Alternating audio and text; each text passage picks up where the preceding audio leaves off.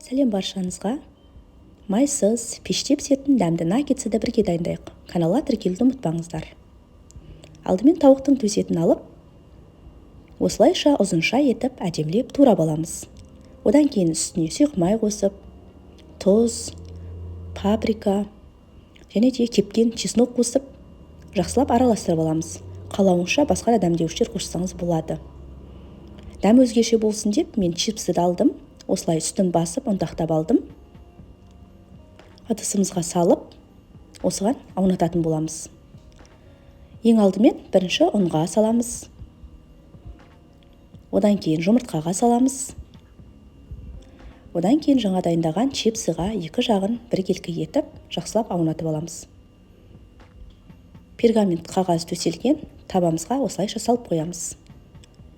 Дәмін басқаша болсын деп, панировочный сухари еті де қолданып көрдім. Барлығын осылай бір табаға салып, 200 градуста 20 минутқа пісіріп аламыз. Мінекей, түсі де әдемі, дәмі де әдемі, ерекше наггетсіміз дайын болды. Жасалау өте оңай.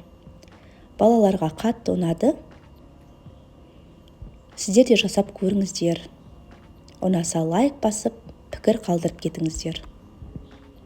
Каналға тіркелуді ұмытпаңыздар.